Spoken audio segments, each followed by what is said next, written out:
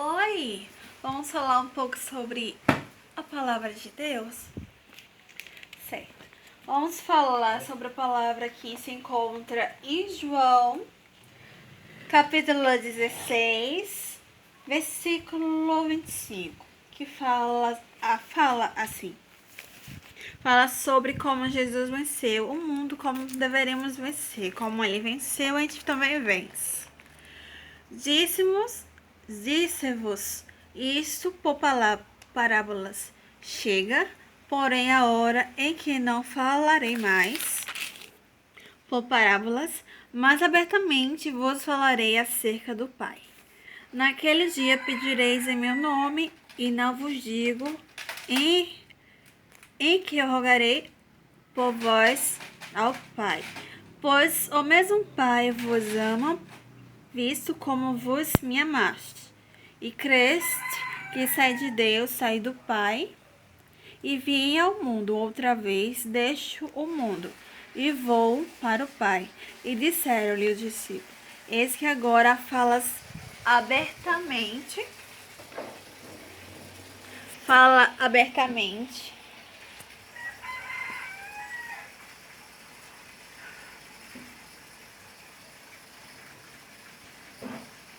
E não dize parábolas alguma.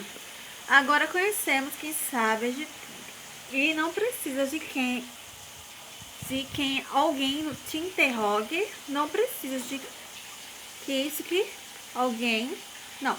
Por isso cremos que saíste de Deus. Disse os discípulos a Jesus.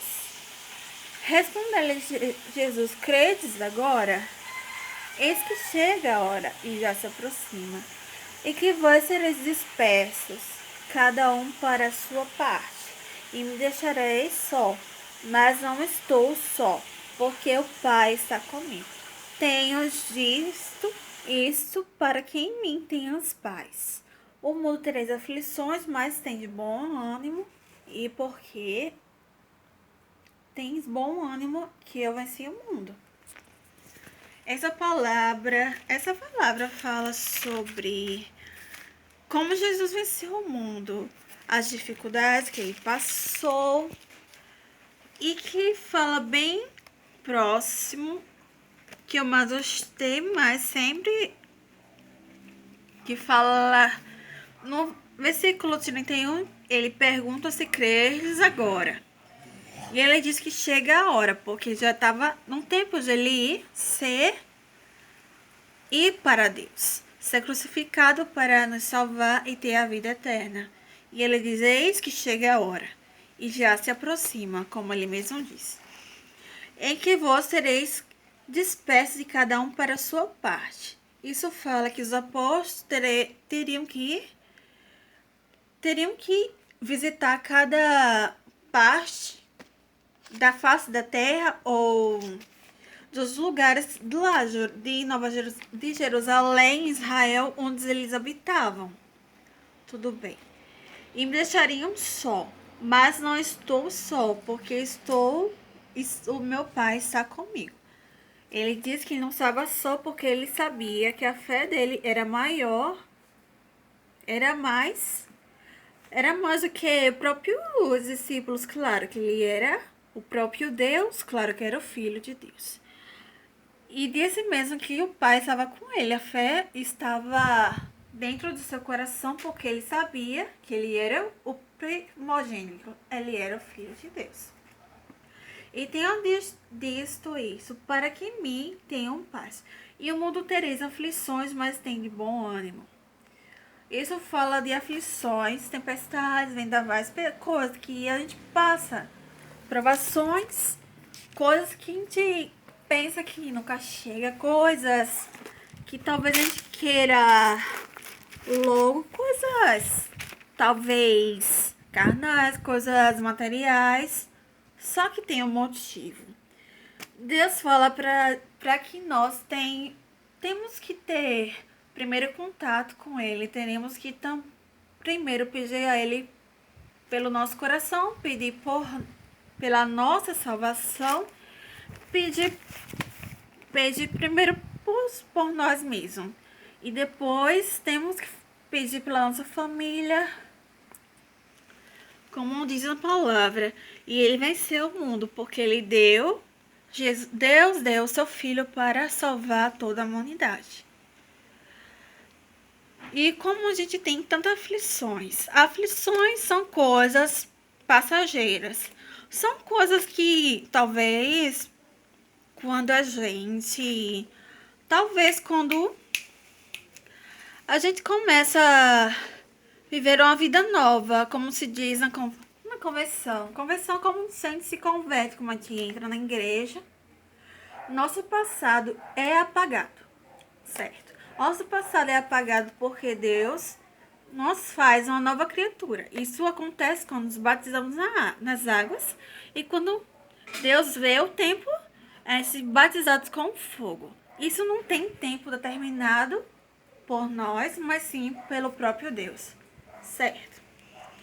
E falando mais sobre aflições. Aflições são coisas muito passageiras. Se a gente começar talvez pessoas que comecem desde o início na igreja, talvez não tenha nem tanta fé como diz o começo ou derradeiro, como Deus diz que ele é o alfa e o ômega, certo? Então, e vamos falar sobre outra coisa. Vamos para o 17, então.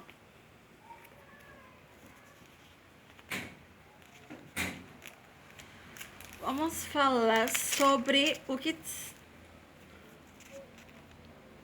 como é o Espírito Santo, certo? O Espírito Santo é Deus. Portanto, é dotado dos mesmos atributos do mesmo poder do Pai e do Filho. Isso significa que quando uma pessoa é batizada com o Espírito Santo, ela carrega dentro de si não apenas ele, mas também o Pai e o Filho. Deus sempre desejou manter comunhão com a sua criatura, mas isso se tornou inviável devido o pecado de Adão e Eva, certo? Do Éden. Diante disso, mais próximo do Senhor havia chegado até então na humanidade. Foi quando habitou no tabernáculo, no templo de Jerusalém. Êxodo capítulo 25, 8 e Crônicas 5, 14. Mas, a partir da vinda do filho ao homem e da descida do seu espírito, o seu sonho pode finalmente ser concretizado.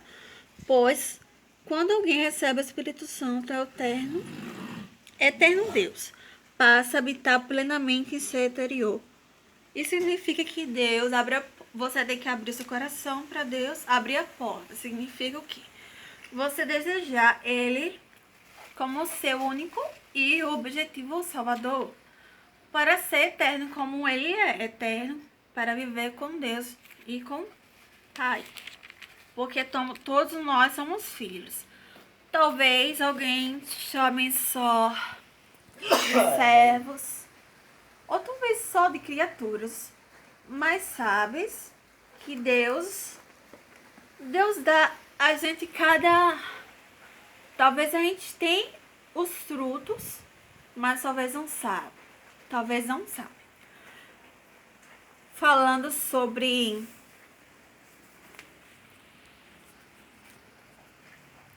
vamos falar sobre os frutos do Espírito Santo.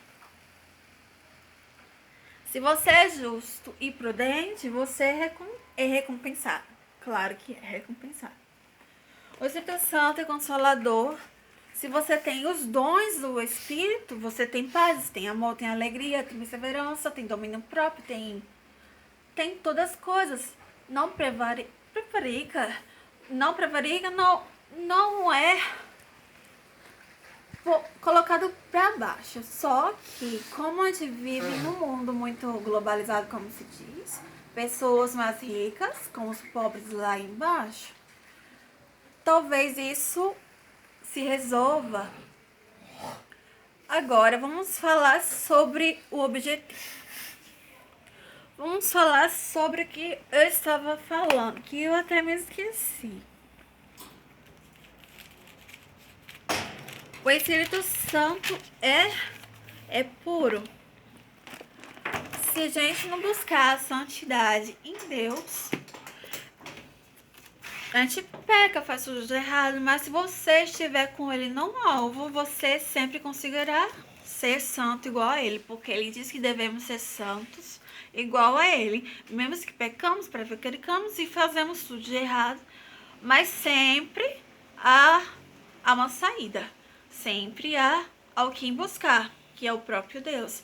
Como diz as palavras, se você não for primeiro ao filho ou ao pai, talvez coisas sejam mínimas na sua vida. Se você busca prosperidade, você tem que dar valor primeiro às coisas do alto para poder ter as coisas, os benefícios, as prosperidades. Se você não der valor primeiro à sua salvação, se você não der valor primeiro que você tem dentro de você, se você vive, se você respira, você tem o sopro da vida, e o Espírito Santo é como isso.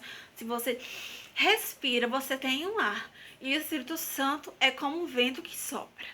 O Espírito Santo entra dentro de você quando você determina que você está liberto. Se você respira, você sente o ar. O Espírito Santo é como um sopro da vida, é como um oxigênio.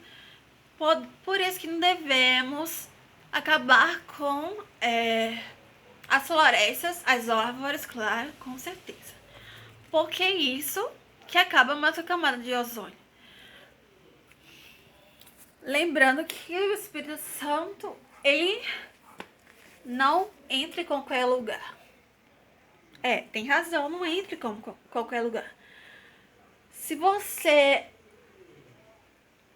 é achado no lixo e Deus quer te usar, Ele fala que em uma palavra e em uma música, assim, claro que ele faz como um vaso e oleiro. E ele pergunta, ele é o oleiro? Claro que Deus é o oleiro e você é o vaso. Se você quer ser o vaso e quer transbordar, Deus enche com óleo, que é o próprio Espírito Santo.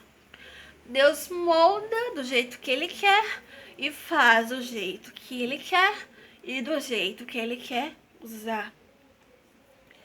Muitas coisas são devido, talvez pessoas querem ser usadas por Deus antes da hora, antes do momento, antes de entregar algo para alguém, ou ficam com vergonha.